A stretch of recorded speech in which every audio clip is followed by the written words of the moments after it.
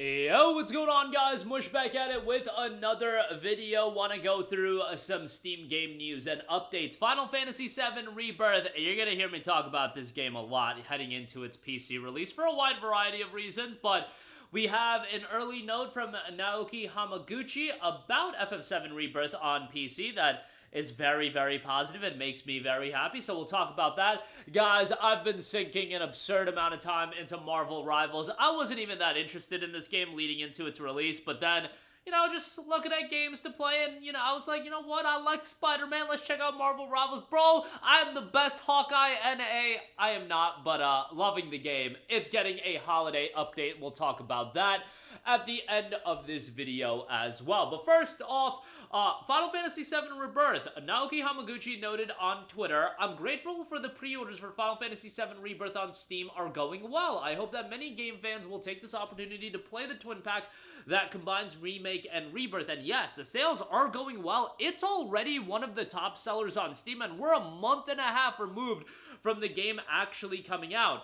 I think this is for a variety of reasons. Now, am I expecting this game to do gangbuster numbers? Am I expecting this game to do incredibly well on Steam? No. Whenever you are releasing a game that is a 1-year delay, it's just about a year, just shy of that, 11 months, but an 11-month delayed release, I'm sorry, but the novelty is going to wear off a little bit. Some games are able to sustain that novelty a little bit more, but a lot of the times a significant amount of that novelty just goes away. That's just the reality. You saw, even with the Sony games, they do well, but they peak out at like 77,000 concurrent players, 80,000 concurrent players, and I'm talking about the Sony delayed game releases. I'm not talking about like Helldivers 2, which was a PlayStation published title, but you get the idea.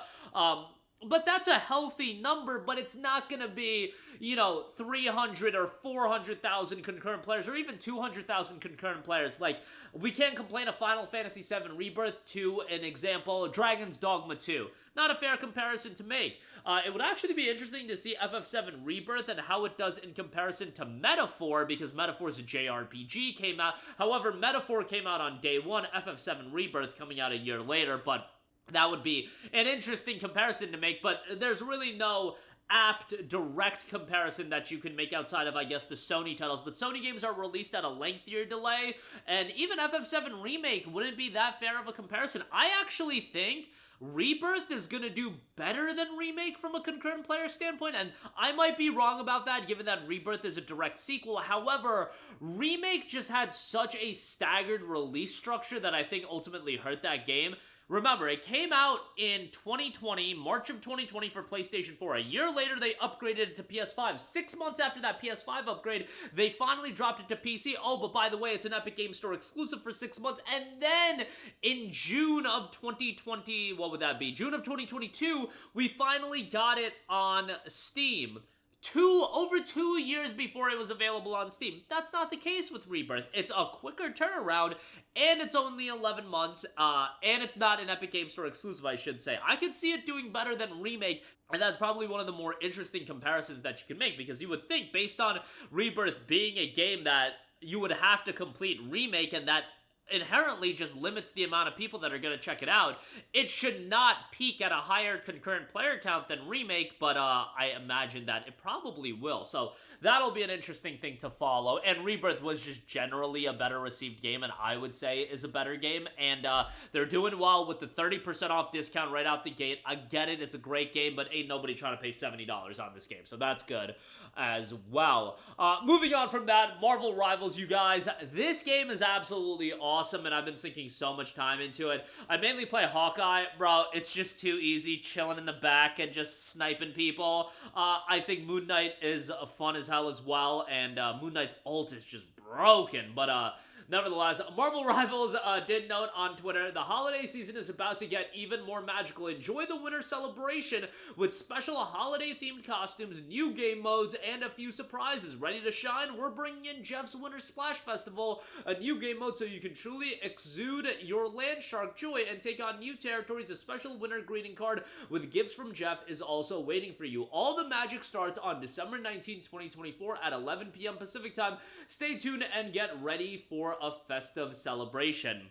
Loving my time with Marvel Rivals. I just think it's a fantastic game, and really has been one of those multiplayer games that I've enjoyed the most in a long time. You guys know how I feel about multiplayer games these days. I just don't get into them that much like I used to. Like, I played Modern Warfare 2. I told you guys I played a lot of Halo Infinite when it initially came out, but you know, that's like 2 games over the course of 3 years, and there's multiplayer games coming out all the time.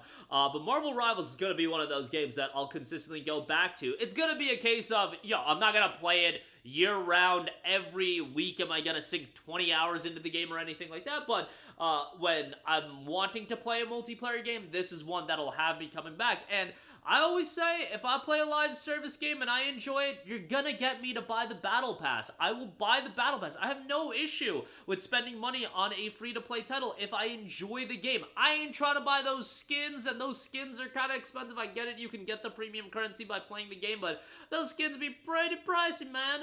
But the Battle Pass, I think it'll be... I always think the Battle Pass is a solid pickup, and that's what I'm willing to invest. If a game is free, I'm willing to, and I'm regularly playing it, I'm willing to invest in the Battle Pass, and the Battle Pass is priced pretty well. The boosted one, now, the way they gimmick it is that you have to spend $20 if you want the boosted Battle Pass, but it would leave you with enough credits that you would be able to get the next boosted Battle Pass for free. Not for free, that is totally, not free, it would be a part of that $20 purchase that you make. But you get the idea. Hopefully, the updates are going to remain consistent. A lot of talk about the different heroes that they can add, and given that they're working with all of Marvel, and they could really go the meme route. Given the heroes that are already in the game, there's really no shortage of the characters you could add to the game, and it's really limitless as far as where this game could go. And ultimately, this is going to be a game that's going to be really interesting to see where it's at 6 months from now, but initially, all the signs are there for this game to be a resounding success. And the fact that you play this game for free, and off the rip, you have all the heroes unlocked. You can play as all the heroes. It's incredible from the standpoint of, if they locked away Marvel characters behind a paywall or something like that, maybe you start off with 6 characters, or you have a rotating roster of characters like that, how they do in League. That could have been a route they went, but no, you have everybody available to you right off the rip, and that is just fantastic. And unlike a Concord, which was $40, this is a free-to-play game, and it's so good from that standpoint as well. But that'll do it for me. Again, FF7 Rebirth currently doing very, very well on Steam. Hopefully those numbers pick up and do well. And I don't think Part 3 is going to be a day 1 on Steam, but hopefully it'll be a quick turnaround. I just think Sony already has the deal in place where it's going to be exclusive, but it is what it is as far as that's concerned. Hopefully in the future, Final Fantasy 17 or the 9 remake, we eliminate the console exclusivity, even the timed exclusivity. And Marvel Rivals getting a holiday-themed update. That's going to do it for me. Let me know all of your thoughts in the comments section down below. As always, thanks for watching, and I will catch you guys in the next one. Peace out. Hey, what's going on, guys? Mush here again. Hope you enjoyed the video. As you guys might know, YouTube's notification system is sometimes a little bit wonky, even if you're subscribed to the channel. Maybe you're not abundantly aware that I uploaded a video. To remedy that situation, make sure you hit the bell notification button. This way, whenever I upload a new video, and I try to upload as consistently as possible, you will be notified directly of the upload, and you can watch it as soon as it goes live. I would really appreciate it if you guys hit that button so you can stay up to date with all of the content I'm posting. But as always, guys, thanks for watching, and I'll catch you guys in the next one. Peace out.